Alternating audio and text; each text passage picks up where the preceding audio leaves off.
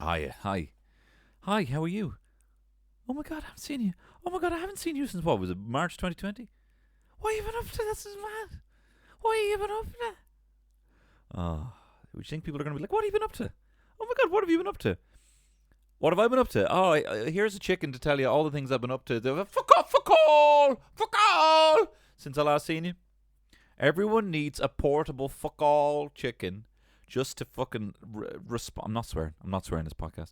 Just to respond to all the mundane questions that we're gonna get, and I can't wait for it. I can't fucking wait for it. Do you know what? I don't know what it is. I don't know what it is. Do you know what it is?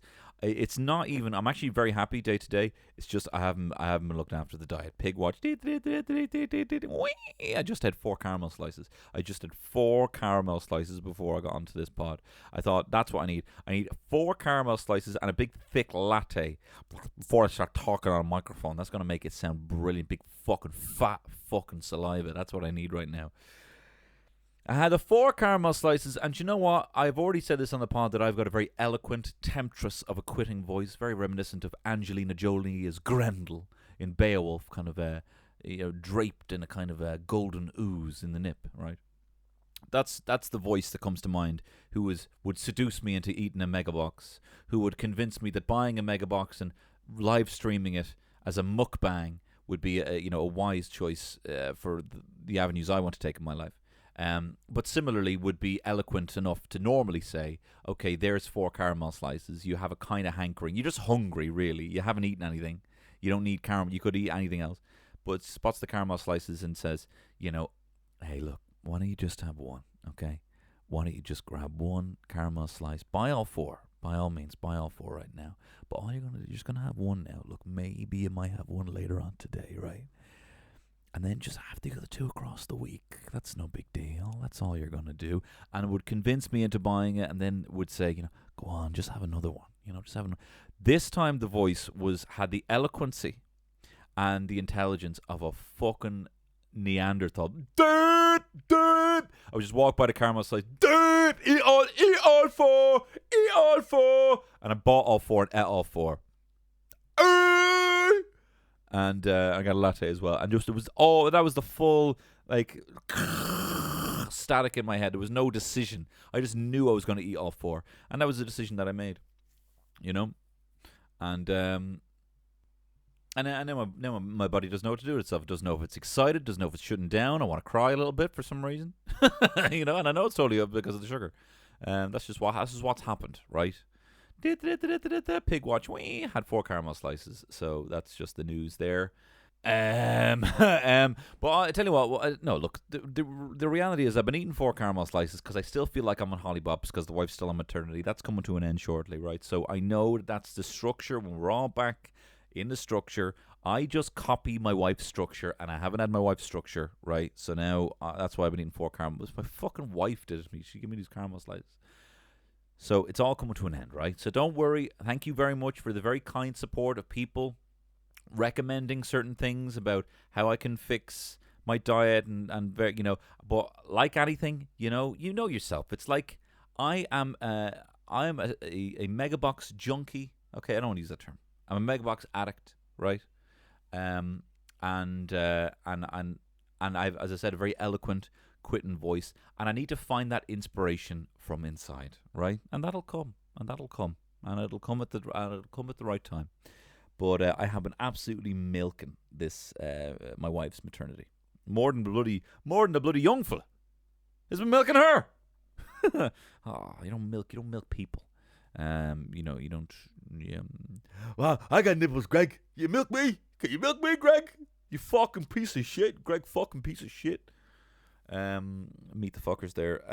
No, look, I've been milking it and treating it like a hollybops. And I tell you this, there's been no fucking hollybops. I haven't not been woken up, which is a rare. If my family are listening to this, they're laughing their fucking asses off. They know how much I love my sleep. I have been woken up every day, right? And I am a comedian. I have chosen a lifestyle where I do not get woken up. I have chosen a lifestyle where I wake up at 2, right? It's almost like I had the lifestyle first, and then I figured out how do I keep this forever, become a comedian, right? So So I'm being woken up at 7 every morning by my darling boy I love so much, right? My darling boy. And as well, I have to be grateful for that, right? I have to be grateful for that because my wife does all the feeds in the night, right? So I can't complain about it. Not that I need to complain about it. Not that it makes any difference I complain about it, but I can't complain because my wife doesn't, right? So I can't complain because she's doing all that. She's literally up like 3 or 4 times a night, right? And all I have to do is get up at 7. And all these people who I fucking follow, like fucking Tony Robbins or fucking Mark Wahlberg getting up at fucking 4 or whatever on Instagram, totally ignoring his family, by the way. And I'm going to get up at 7, right? And only for a little bit, right? I can't complain.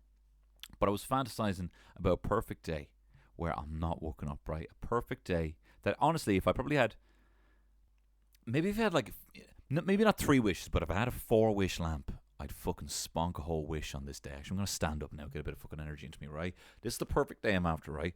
I wake up, right? It's 10 o'clock. I wake up. No one wakes me up. I wake up organically, right? On my own accord, right? Eyes open, just for the fuck of it. Nothing's woken me up. Just open my eyes because I fucking, why not? Bored of being closed. Do you know what I mean? They've been slept in so long and bored of being closed. I've been asleep for 12 hours. Wake up at 10 o'clock, right? Went to bed 10 o'clock the night before, right? My wife's there. My son is not there, but look, he's not like he's been fucking taken, right? He hasn't been taken. I'm not getting a call from like a fucking, I got your son, man. I got your son, right? Jed Patterson does not have my son. He's with he's with my mum. He's with his Nona, right?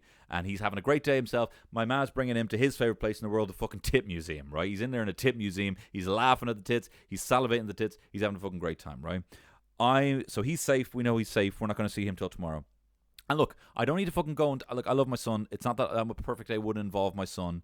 Like, I'm not going to get on this pod and talk about the fucking ineffable fucking love of my son and how it's like seeing color for the first time and how, it was just me fucking banging a stick off a bit of wood thinking it was music and then someone introduced me to the Beatles. That's not what I'm talking about here, right? That's you don't get to hear that. That's for me, my personal use. What you get to hear is me give out about it and how I want my freedom back. But that's a different story. But anyway, look, we wake up at 10 o'clock.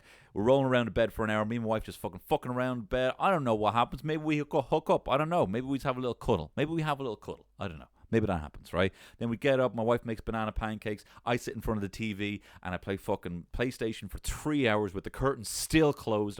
Even though it's a gorgeous day outside, I'm not opening those fucking curtains. I'll be getting enough of that later on. And I sit there for 3 hours playing PlayStation, right? Eating pancakes, drinking coffee. And then we got to make a move. It's at 1 o'clock. I've been playing PlayStation for 3 hours. We got to move because all of the friends are there in the park, right? And everyone's there.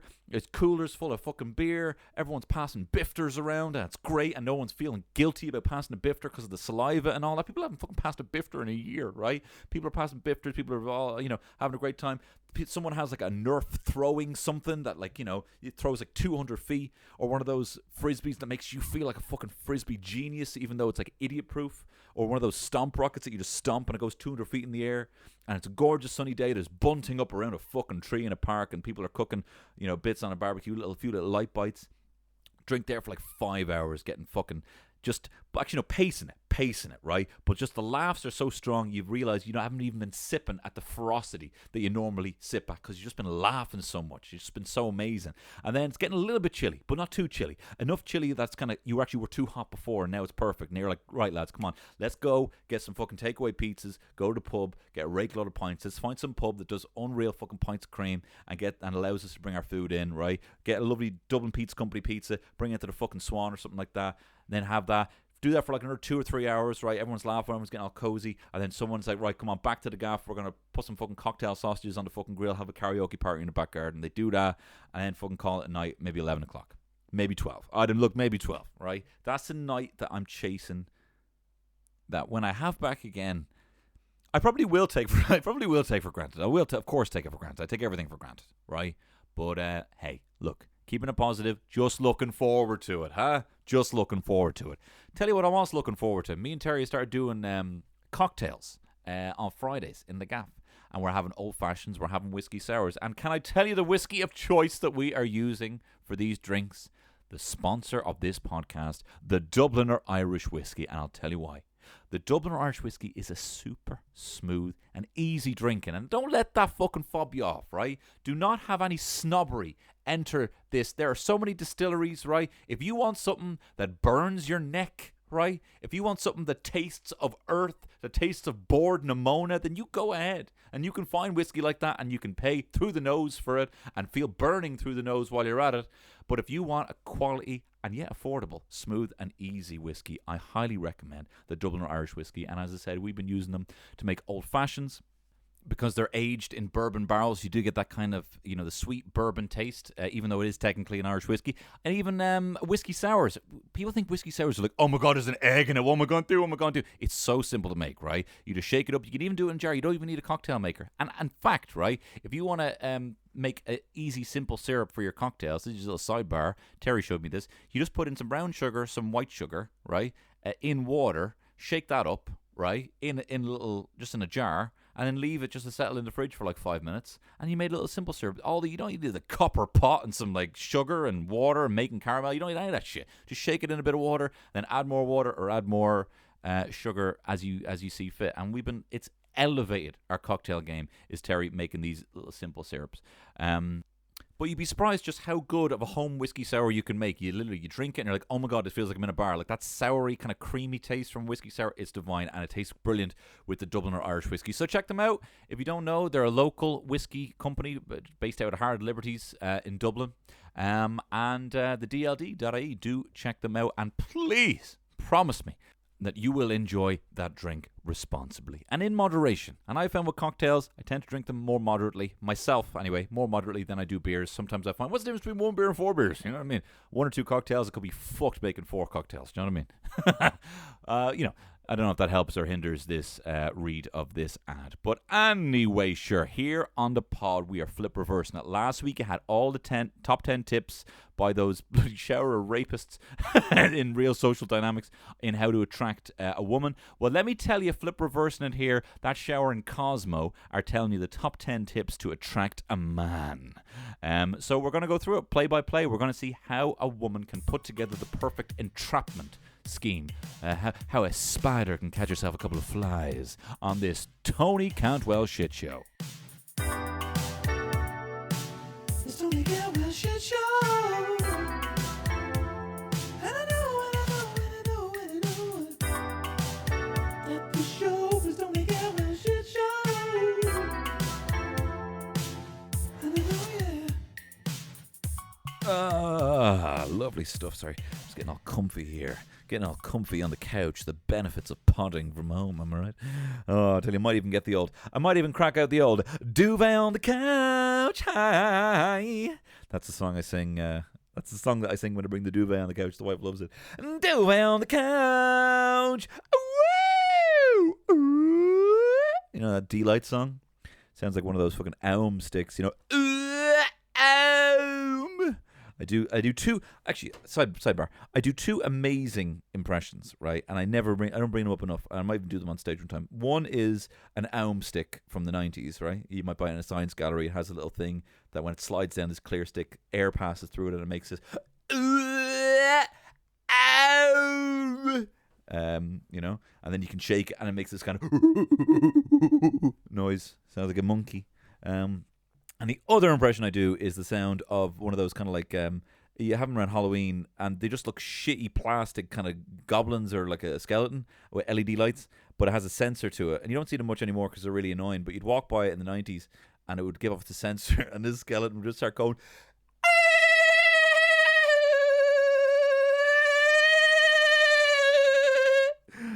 you don't see many of them anymore. In fact, you know what? If I was seducing a woman, I'd probably just start with that. I do 2, or seducing a man. I do 2 amazing impressions.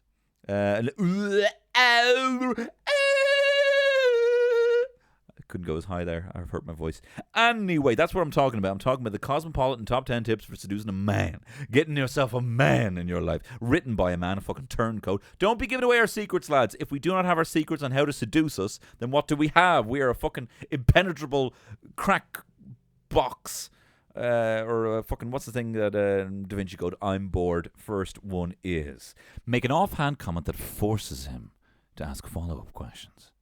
Okay, so the good example that they give a good example and a bad example here. The good example is, right, so I'm going to, for the sake of you ladies, I'm just going to be from the perspective of a woman to seducing a man, right? So the whole idea is we're in a bar, I'm approaching a man, grabbing his attention, trying to take these 10 steps to eventually get him back to the old boudoir, right? So first, all right, a good example of making an offhand comment that forces him to ask follow-up questions. Just say, I just saw the weirdest thing, right? I just saw the weirdest thing. That's enticing. That's interesting to him. And just use something from your own memory. What's a weird thing that you saw, right? So from my example, I would probably say, hey, excuse me, I just saw the weirdest thing, right? When I was like 12, we used to go swimming in Alsa swimming pool, the one by the airport. And one time I was swimming in the 3-meter pool. And at the bottom of the 3-meter pool was a full like sandwich. And I had like chips and all on a plate. Isn't that crazy? Isn't that weird? What was it doing down there? Was it Aquaman having his lunch?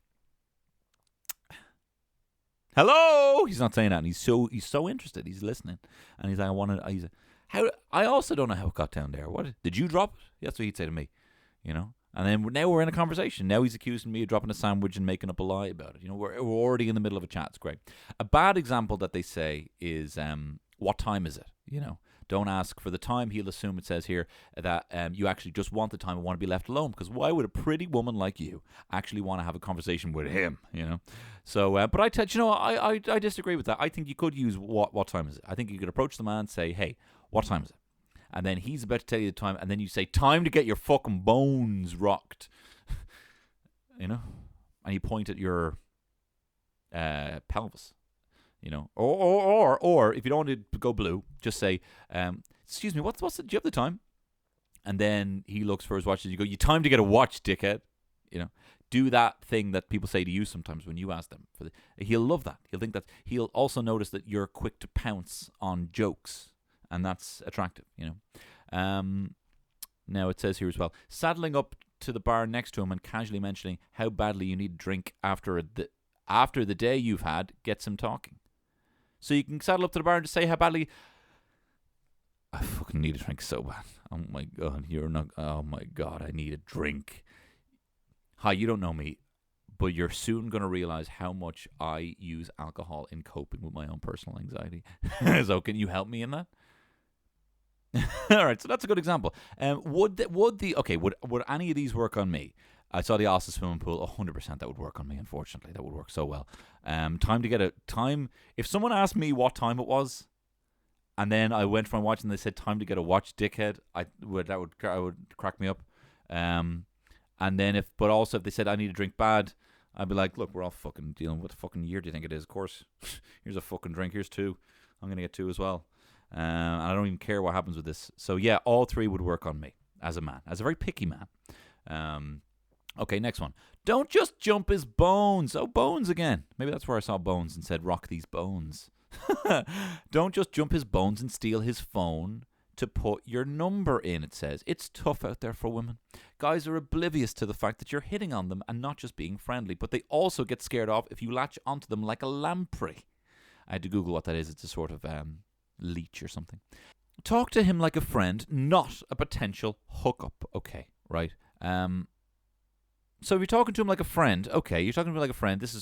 I'm approaching him, right? We've already had the chat. I've already told him about the swimming pool sandwich, right? So we're in the middle of a chat now, and I'm trying to make it clear that I'm not just there for the phone number. I'm talking to this person like a friend. So what I would say, how I would talk to my friends, okay. All right, so I put my hand on his back, right? And I'm like, oh, you're a friend, right? I'm not just looking for the number here. I'm going to talk to you like I talk to one of my friends. Hi, friend. I put my hand on his back. What are you watching? WandaVision? What's the fucking going on there? It's mad, isn't it? WandaVision? You watching on Disney Plus?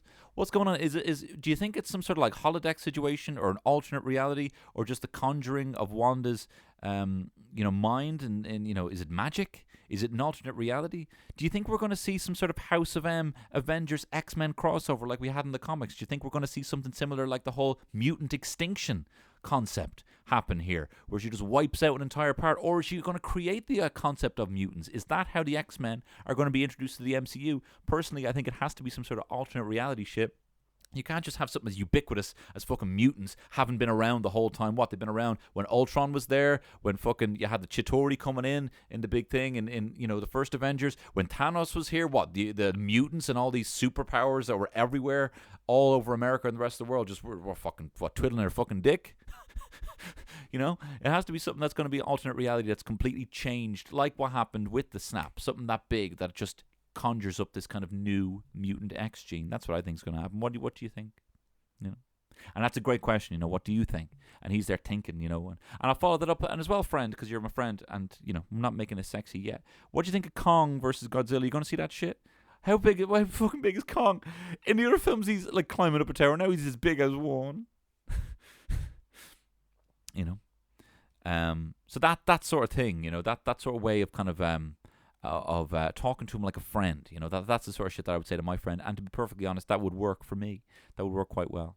Okay, it says here, if you're with friends, invite him to join you or chat up his friends. Basically, just don't cling to his side from the moment "hey" leaves his lips. So, okay. Hey, I know you're here with your friends, but come over and meet my friends. No. Like, I know you haven't been out in a solid year. You're probably having a good time. This is probably someone you physically haven't seen in about a year. But leave the bar right now and come over here with my friends, right? Don't hang out with your friend anymore. I know you haven't seen him in ages. You're probably recapping over the fact that he's had a toddler and he hasn't been out of the door in like a year. Leave your friend and come over to my table where it's all kicking off. My friend Sinead is talking about how she's having a terrible time at work at the moment. So come on over there. Leave your friend. Come on over here. We're going to have a good time here, right? Okay, that's good. Okay, that would work. That would probably work. Apart from making me leave, I won't go anywhere, right? So that's not going to work for me. Leave. Come over here. No. If it's gravity related at the moment, just because I'm so fucking tired, it's a no-go for me, right? I don't care what you're offering. I don't care what bones you think you're rocking. I will not get off this fucking chair. So I'm sorry. You've totally lost me at the concept of moving, right? But if you came over here spouting that WandaVision kind of stuff that you think the X-Men's going to be introduced by some sort of like snap or some sort of like paradigm shift or alternate reality shit, I'd be interested in chatting to you more about that. And I think apparently the story with Kong is that's actually an infant Kong you see in Kong Skull Island, and the fully grown Kong is the one you see in Kong versus Godzilla. And I think Godzilla's the baddie. Okay, part 3. Get cheesy and throw stuff out like, how much does a polar bear weigh? Enough to break the ice. So sometimes cheesy is okay, it says here. But look, that's cliche. You don't want to use that. So maybe use something similar, like with a similar break the ice kind of pun. And maybe you say something like, hey, can I do something for you that the Titanic couldn't do? Break the ice. Because famously, the ice broke it, sunk it, and fell to the bottom of the ocean along with 1,500 souls on board.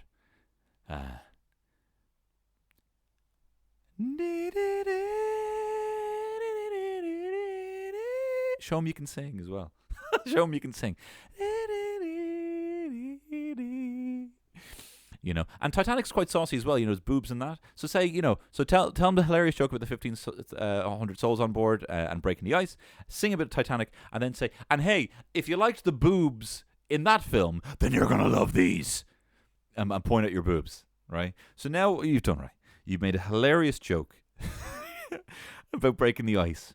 You know, yeah, you know, you mentioned, and you also paid tribute to the souls on board. You can't just drop a joke like that and not talk about the amount of people who died, right? So you've done that. You've showed them you can sing.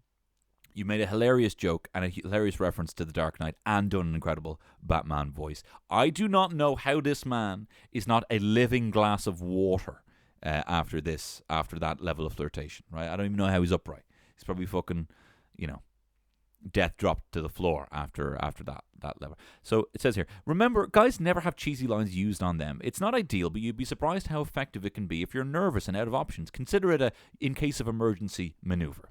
Hey baby, what's your sign? Can actually be a hilarious icebreaker when it's not coming from a creepy middle-aged dude, right? So rather than say, what's your sign? This is what I'd say. I'd say, hey, can I guess your sign? I bet your sign reads massive dong alert.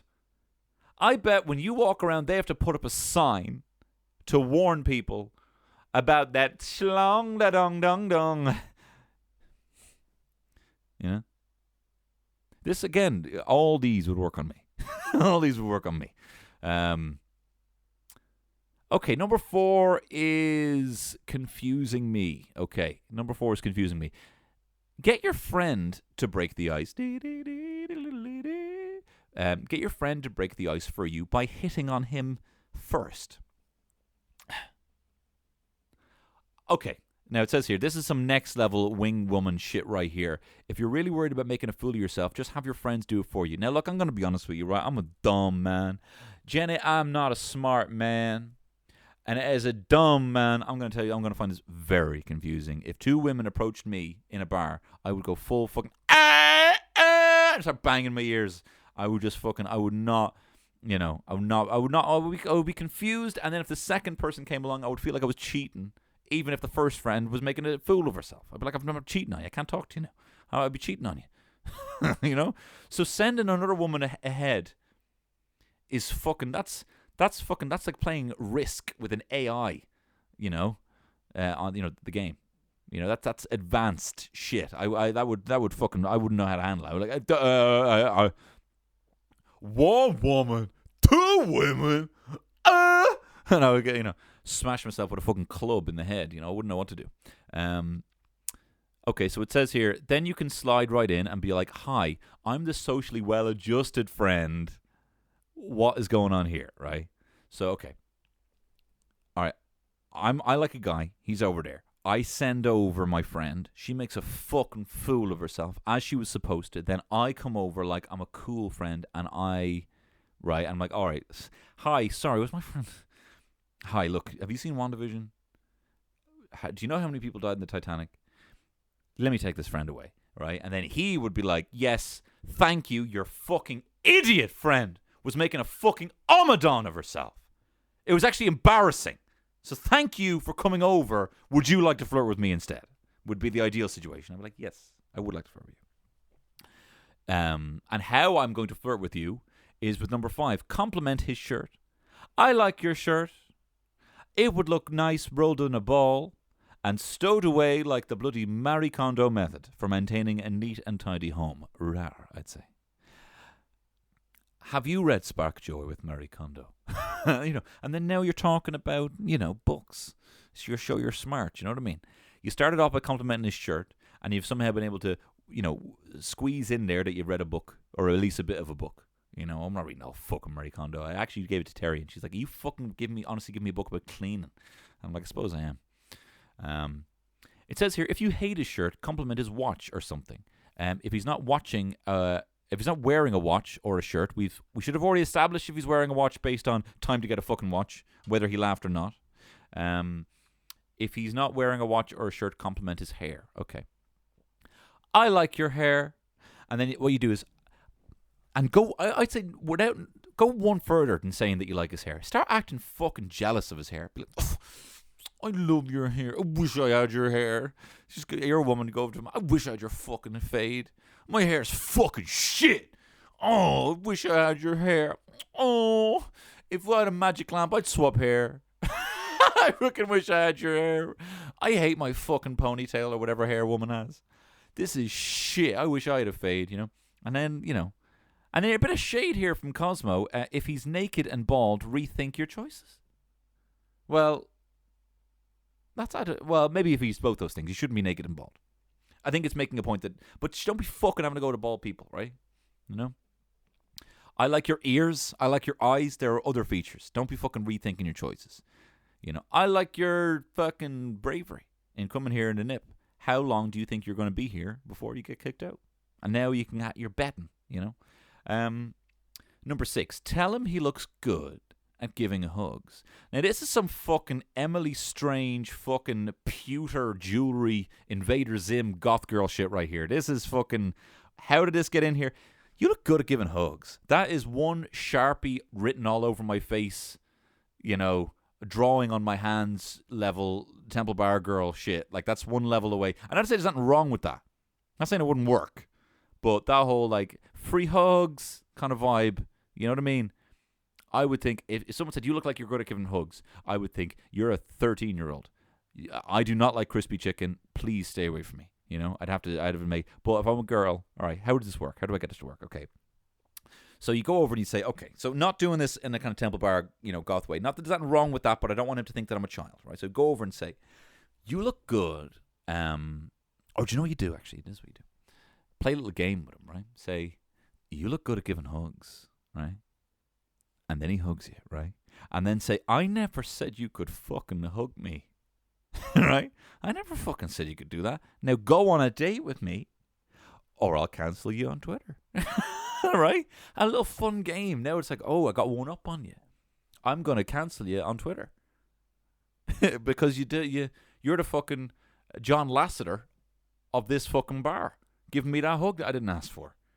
I said you look good at giving them. I never said give me one. Now go on a date with me that hopefully will lead to sex, or I'll have you fucking cancelled. There you go. Make it interesting. You know what I mean? Like, wow, this is very interesting. Or do you know what you do? The next tip it says here is, hell, tell him he looks like he's bad at giving hugs. You look like you're bad at giving hugs. Dare him to prove you wrong. So this is how you do that, right? Go over, right? You've already done the other bit. We'll do a full recap at the end, right? Go over to him and say, hey, you look fucking shit at giving hugs, you fucking weak arm bitch, shite chest. Zero tenderness. Fucking embarrassing. Are those even fucking arms? Can I just, sorry, I didn't mean to interrupt you here. I was just chatting to my friends here. Look at the fucking state of your arms and chest. You look so shit at giving hugs. I'll see you fucking, see you later. Right? Please don't follow me back to my table.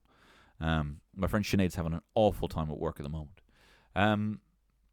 Number 7, ask him if he can settle an argument. Yes, this is a technique from Mystery on The Pickup Artist, but I swear it actually works, and it isn't rude or intrusive. Okay, this is the first one that pops to mind. This is the one that genuinely I was going to try one time, but I bottled it. This is for the year that I was single.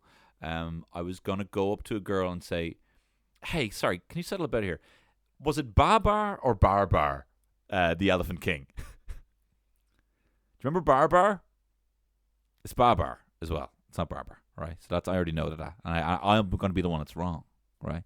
And she'd be like, it's Babar. And you know. And the key is here, if she doesn't know about Babar, I'd be like, how old are you? You don't know about Babar. You don't know about Babar, the Elephant King, Retaxas. It was a rhino. It was shite. It was actually shite and really boring. But how do you not know about it, right? There you go. That's the first thing that comes to mind. They use a different example. They say, use something most people are split on, but not necessarily deeply passionate about. So a good example would be, which way should a new roll of toilet paper face? And a bad example would be gun control. Okay, that's up, yeah. Settle a bet. Wouldn't a teacher be more likely to defend freedom if they had access to an automatic rifle at all times?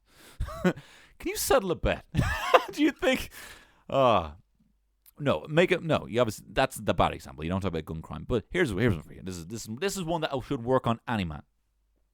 Settle a bet. Sex is cool, right?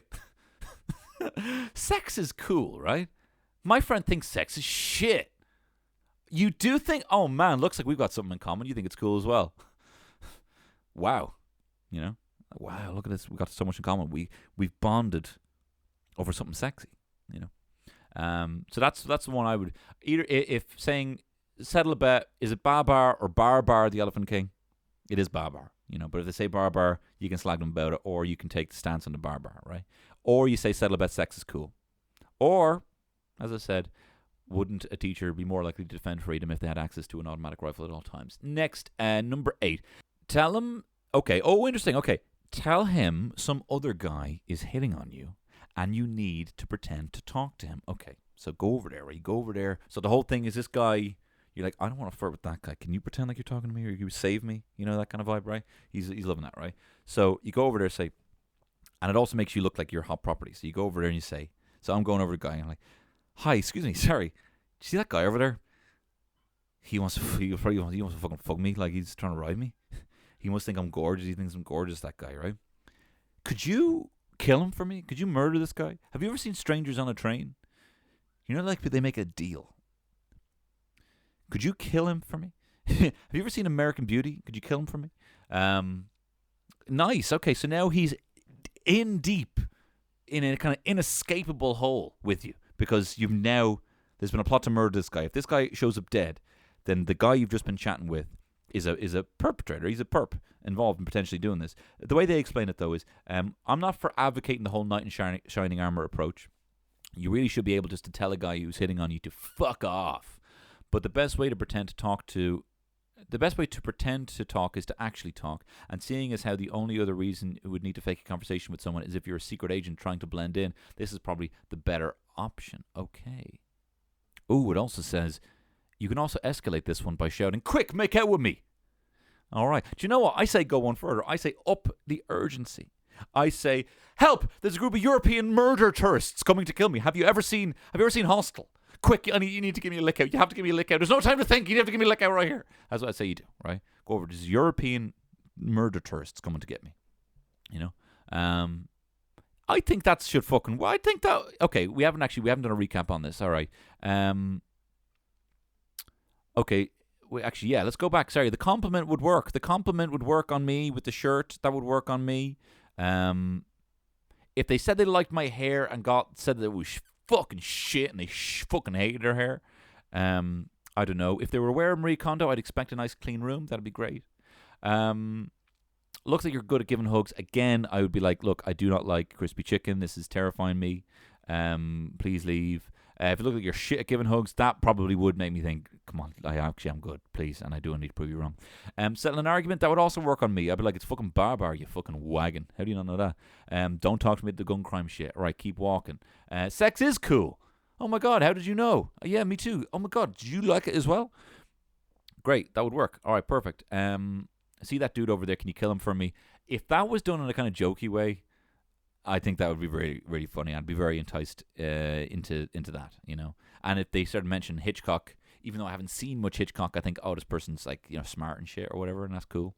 If they said European murder tourists are here to kill me, give me a lick out, I'd be like, look, you've obviously heard about me and my reputation on the podcast, but I don't just, you know, I need the right canvas, you know what I mean? And I have a perfectly good canvas at home. God. Okay.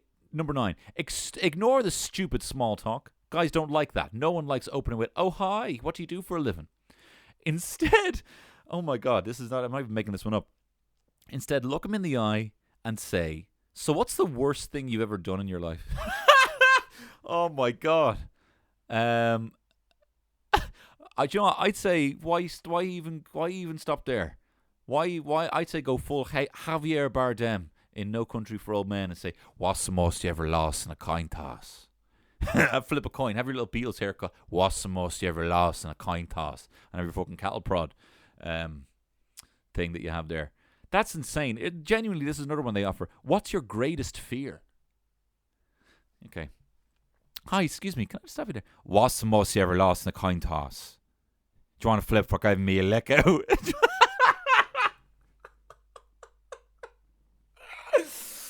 Oh, okay. No, what's your greatest fear?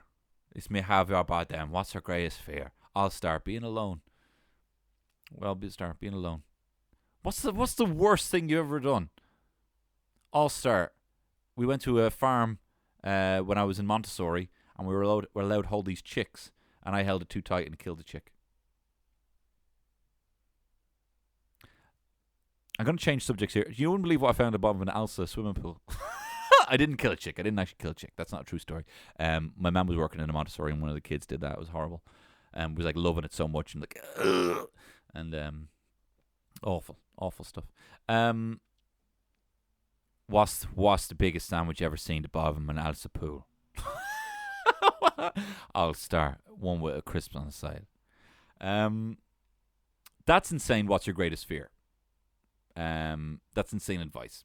Okay, number 10. Actually have fun on the dance floor, guys. Please just have fun on the dance floor. This does not mean trying to look sexy while dancing. There's no better way to make yourself seem approachable and down to earth than to start doing the shopping cart during birthday.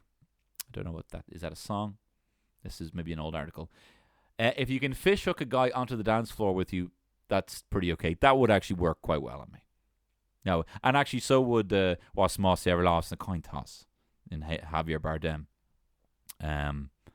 Yeah, that would work. That would work on me. Okay, shall we do a recap on using all of these? Okay, all right. Okay, in chronological order. Right, you're in the bar. Right, you're with your girlos. Right, Sinead is fucking honestly won't shut up. She doesn't like the job. Leave the job. Doesn't even pay that well. There's so much better jobs out there. You don't need that hassle in your life, Sinead. Right, you're at the bar. There's another table, a bunch of lads over the bar, right? I'm a girl in this situation. You're looking over the lads, right? And you have read Cosmo and you know these top 10 tips. There's one lad takes your fancy. So in chronological order and how to use all these, you go over, right? And you put your hand on his back. You say, I when I was 12, saw a sandwich at the bottom of a swimming pool. 3 meters of water was in there. Siobhan's my name. How you doing? And then you can maybe follow it up. I need a drink bad. All right. You'll soon learn about me that I cope with stress with alcohol consumption. You'll be glad to know that in advance, right? Then you're already chatting. He's talking about he thinks that's so funny. That's so funny about the thing. And absolutely, I'll buy you a drink. He buys you the drink. Chat's happening. And you're like, so what do you think of WandaVision? What do you think? Is it fucking alternate reality shit? What's going on? Do you think we're going to see the House of M crossover? Look, if you're not even into that, what do you think? Kong versus Godzilla? What's going to happen? Who's going to fucking win? I think it's got to be Godzilla. He's got superpowers. Kong just has super strength. You know what I mean? Is he the baddie? You know, you're getting on like a fucking house on fire. Then you say, look, this is going really well. Would you like to come over to my table? My friend Sinead is having an absolutely awful time in work. I'd love you to hear her story. He goes, no. Then you say, right, fuck you, right? Play hard to get. This is what I'm throwing in. I'm going wild here. Leave and go back to the table. Mess with him a little bit, right? Then come back and do the whole, look, I'm going to do something that the Titanic couldn't do, break the ice, and famously sank with 1,500 souls on board, R.I.P. You sing a bit of Titanic, and then you say, and look, if you liked the boobs in that film, then you're going to love these, right? And then say, anyway, and look, long story short, let me guess your sign, massive dong alert, right? And then leave again. Right? See, this is what they're not telling you. You need to keep going over there and leaving. Then you leave and you send your friend back over, right? Then you send her over. Make sure she is shit-faced. This is Sinead. She goes over there. She's like, I don't know. I think if I stick around for a while, I think I might be able to move up the ladder. I've just been there for 8 years, you know? And this guy's like, whoa, what the fuck's going on here? And then you go over. I'm sorry about that, my friend Sinead. Sinead, what did I tell you? Blah, blah, blah. You know, you do the whole Princess Jasmine thing. Start acting like she just escaped, you know, an asylum, right? And then you just say, oh, my friend, you know. And then, oh, look, I'm sorry. I'm a socially well-adjusted friend. What's going on here? And then he's like, yeah, the fucking idiot was telling me about a stupid job I didn't give a shit about. Amadon of herself. Thank you for coming over. I want to flirt with you. Then you say, I like your shirt. It would look great rolled up in a ball, stowed away like Marie Kondo taught me in the Spark Joy book. And I maintain a neat and tidy home. Rar, right? Then say, I love your hair. I wish I had a fade. My hair is shit. I fucking wish I had your hair. My hair is shit. It sucks, right? Then he feels bad for you, right? And he starts being nice. So now he's kind of, he's feeling close. And then because he's feeling bad for you, you go in and say, look, you look like you're good at giving hugs, right? Yeah, and then he's like, whoa, how old are you? You tell him you're of consenting age and say, don't worry. I'm not asking if you like crispy chicken, right? What the fuck is this? Okay, I'm sorry if this is your first podcast. This doesn't make any sense, but I'm going to keep going, right? So then you say he looks like he's good at giving hugs. Then he hugs you. Then you say, to the old Dennis Neary waving finger from Jurassic Park. I didn't say you could hug me. I didn't give consent. I'm going to cancel you on Twitter unless you prove you're going to go on a date with me. Then he says, right, I will. And he puts it in your Google Calendar. He's going to go on a date with you, right? And now you're just having a good fun. You're saying, hey, look, settle an argument. Is it fucking Babar or Barbar, right? And then he goes, sex is cool. And you're like, unreal. That was going to be my next question. Things are getting on really well. And then say, see that guy over there? He is a European murder tourist and he is trying to kill me. You need to give me a lick out right now. Have you seen strangers on a train? Can you kill him for me? He goes, I can't give you a lick out right now. And he makes a joke, I might be able to kill him for you later on. You're like, okay, I might hold you to that. And I might still cancel you on Twitter. And he's like, right? And then you say, what's the most you ever lost in a coin toss, right? You do an impression of Javier Bardem, right? And you ask him, what is your greatest fear, right? Then he starts telling you, oh, well, look, I have a bit of a fear of rejection. To be perfectly honest, I'm an orphan, right? I didn't want to bring that up earlier. And then you leave, right? And you start dancing. And then hook him over with a pretend fishing rod and reel him in. 1 pound fish. Come on, ladies. Come on, ladies. Oh, my God. So there you go. There you have it, ladies. There are your top 10 tips for seducing any man. And look, I'm not going to lie. Showing that you're even moderately interested is probably the only thing you need to do in all this. Not to give away, not to be a turncoat and giving away all a man's secrets. And I'm sorry to say that all those would work. All of those would work. Apart from having me move my table. That's just because I don't want to get up now. Do you know what I mean? I had those 4 caramel slices earlier. So there If you would like more bad relationship and dating advice, please do. If you find any articles like that, send them on, and I would love to go through it and give you my my tidbit of info on that. If you like this pod, and if you liked last week's pod when I did it on how to seduce a man, or how to seduce a woman, they're all on the Patreon. That was a little teaser that I gave you last week on the Patreon. Sorry I didn't give you a bit of an intro on that and explain what that was. But if you want more of those podcasts, there is over 40 podcasts, all very similar to that. In fact, a lot of people say the Patreon podcasts are funnier because I don't try as hard. So if you do like that and would like to check that out, and it's all ad-free, you can check that over on the Patreon. But you know what? This one does have ads, and as always, I do want to thank the sponsor, the Dubliner Irish Whiskey. If you would like to try it out, go on to dld.ie and you can buy some lovely whiskey there. Make yourself an old-fashioned or a whiskey sour. That's what I'm going to be having tonight. I know it's not a Friday, but I'm trying to treat myself. Enjoy responsibly. Anyway, thank you very much for supporting this pod. Thank you very much for listening, and I will see you on Friday on the Patreon. I'll see you next Tuesday over here on everywhere else. Bye-bye.